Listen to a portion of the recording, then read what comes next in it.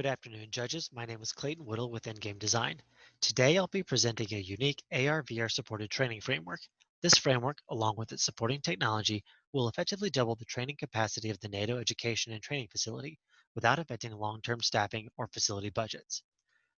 As a quick overview, first I'll review our project goals, followed by an introduction to our proposed framework and its theoretical foundation. I'll then outline how our training cycle will progress compared to traditional training.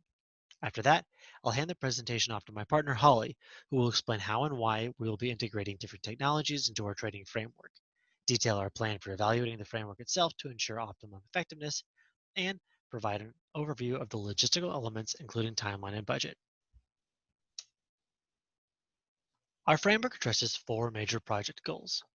First, we reduce the instructor load while increasing learner feedback, effectively double the overall training capacity of the NATO ETF, maintain a standardization of practices for NATO training, and increase opportunities for in-context learning. But how will we actually accomplish this? We achieve these goals by building on four distinct theoretical and practical foundations. First, we look to Vygotsky's theory of learning, grounding our approach in the theoretical basis that learning is a social practice. The details of how sociocultural theory inform our framework can be found on page 2 of the full proposal.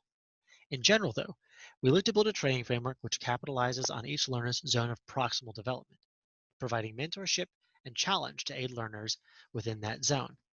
We then look to Lev and Wenger's models of communities of practice as a foundation for guiding learners on a trajectory to legitimate participation in a community of practitioners while reducing instructor load by relying on advanced students as mentors. In this framework, we see the learners not as a student, but as now and future members of NATO, whose education at the ETF can and must reflect their status as a practicing professional. The community of practice approach further reinforces the standardization of practices as well, encouraging learners to join a culture of standardized and reinforced practices as they move from newcomers to old-timers. These practices are standardized not through textbooks, but, but through our framework, situating learning in actual practice, using technology to enable close to real practice and authentic practice. We use AR and VR and other technologies to empower a situated cognition, making knowledge more applicable and accessible in real-world situations, potentially saving lives. These three driving theoretical foundations are couched in Merrill's first principles of design. Through these principles, we engage learners in a series of iterative learning cycles in which knowledge is activated, demonstrated by observing more advanced students, applied to easily parsed and understood problems or tasks, and integrated into complex tasks and real-world problems that learners must use current and previous skills to solve. How does our approach differ from a traditional learning framework? In traditional learning, learners arrive on site, receive initial training, move to more advanced training, and eventually complete a program. These students receive direct instruction throughout the entire process. All of this comes at a significant cost to resources and achieves a less than optimal outcome. Most obviously, the direct cost of training is high. Learners are on site and take up space in the facility for the entire training cycle. The need for constant direct instruction puts a significant strain on instructor cost as well. The outcome is less than optimal in this approach, as learners are exposed primarily to direct instruction rather than practice, gain little exposure to a community culture through which they can begin to standardize practices, and interact very little with near peers. Finally, this training cycle requires significant instructor and resource investment in a single group at one time, which bottlenecks training efficiency.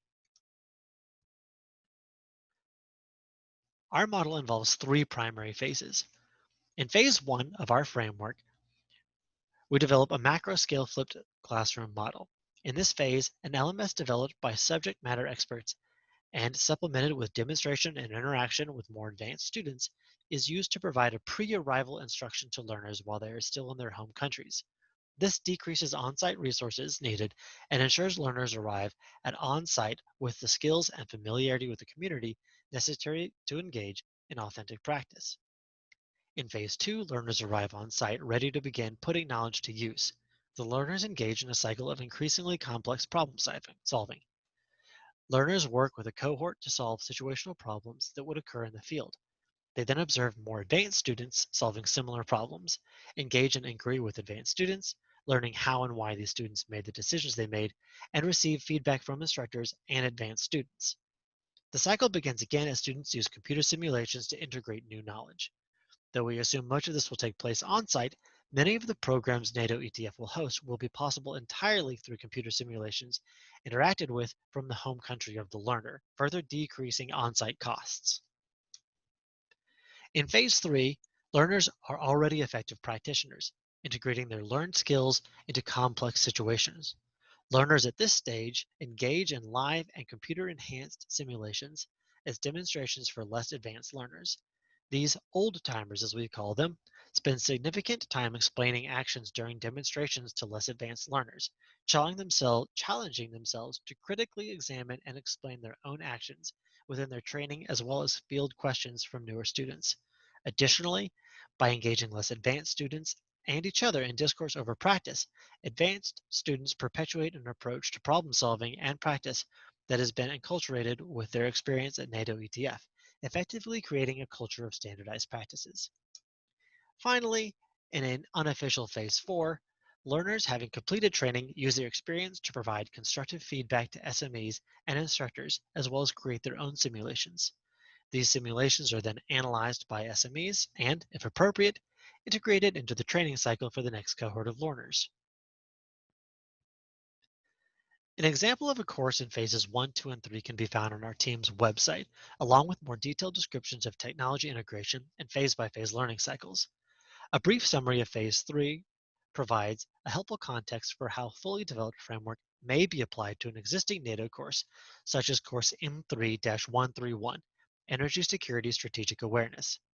Having completed phase 1 and 2 in our example, an advanced student takes on the role of an analyst, with another advanced student taking on the role of command. Command notifies the analyst that a potential threat to an offshore oil rig has been identified. The analyst must then research the identified group, including their capability and intent, determine the threat's viability while considering local geopolitical actors, analyze the current situation using a live feed from their computer simulation, and recommend an action to command. After completing the simulation, the advanced learner shows a recording of the simulation to less advanced students, explaining their actions while fielding questions and receiving feedback from their advanced peers.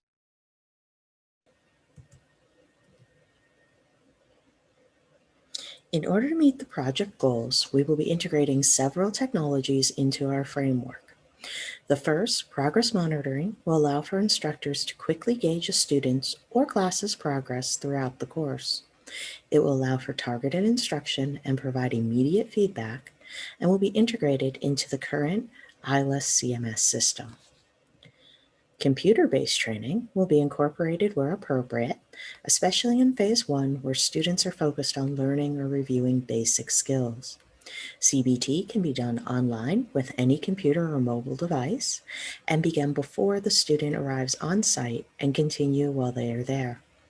It allows for both synchronous and asynchronous learning, reducing the need for instructor presence and physical classroom space. We propose to use virtual reality as the students progress into phase 2, developing competency, and phase 3, where they begin applying and integrating what they learned. VR is immersive and adaptable, allowing a scenario to quickly be modified by changing the physical location and environment, as well as other characteristics such as the language heard, time of day, and NPC appearance and mannerisms. Real-time VTR scenes can be displayed in the classroom or recorded to facilitate current or newer students' observational learning. This would reinforce the CBT training and provide high-fidelity demonstrations while building a community of practice. Augmented reality, or mixed reality, merges the students' real-world inputs with virtually provided information. It simulates real-world situations while being safer, easier, and more flexible than traditional on-the-job or on-site training. Use of AR for problem-based learning simulation has been shown to reduce the cost of military and strategic training, as well as increase the number of students per faculty without sacrificing training quality. In order to evaluate our framework, we will be using the CIPP evaluation framework. At each stage, we will consider the context and content provided to learners of the material and the type of input the students will receive. We will assess the processes students are expected to learn and then evaluate the final product. This is an iterative process with results from each aspect of the framework being used to improve the final product. During the first evaluation phase, we will use a variety of methods to collect information from the stakeholders. This data will be analyzed and used to establish current attitudes towards the training, training times, and performance baselines. To identify the needs and goals of each focus area, a training requirements analysis and a needs analysis will be conducted. Evaluation Phase 2 will consist of preliminary assessment of the framework and of the first focus area to evaluate the effectiveness of the modules and learning outcome. Participants will include instructors and current and previous students. Performance time and attitude data will be collected and used to guide changes to the developing framework. Phase 3 will be used to determine if the social aspects of the framework were successfully created. For instance, were we successful in creating a strong community of practice?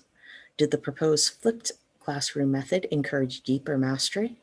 And how did the learning culture change? Looking at our implementation timeline, we've broken it down into 4 stages: analysis, design, development, and implementation and testing. Stage 1, collecting the baseline data and meeting with stakeholders, should take between 2 to 4 weeks. During Stage 2, in the following 3 months, Morell's principles will be used to begin building the training modules and prototype courses. Stage 3, or development, will identify the modifications needed to existing courses and create new CBT, VR, or AI content modules, and allow us to collect instructor feedback and any training needed. As content is finalized or new modules are created, they will be evaluated. Stage 4 will consist of evaluating and improving this content.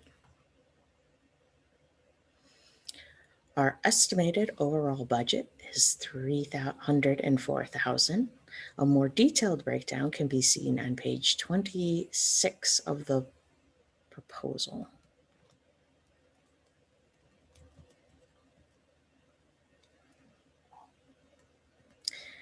The estimated budget is approximately $304,000. A more detailed breakdown can be seen on page 26 of the proposal, but we're going to do a quick overview now. $48,000 is allocated to the purchasing of 120 new VR sets, enough for the simultaneous use in 3 classrooms if needed, as well as asynchronous use outside of them. $25,000 is allocated for VR content development. $28,000 for 40 augmented reality sets. Areas for AR simulations will need to be built or adapted from current space, ideally a general multi-room and multi-level building, but it could be largely unfurnished.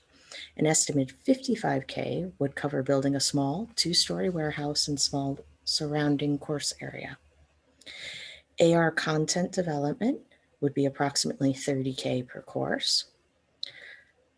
Hiring 2 instructional designers would be approximately $72,000 for the course of the 6-month implementation and testing period. Instructor training, up to $4,000, depending on the number of instructors and their familiarity with the proposed technologies. $25,000 for the development of new e-content. Approximately $12,000 for travel and expenses, and between $3,000 and $5,000 for possible classroom modifications and additions.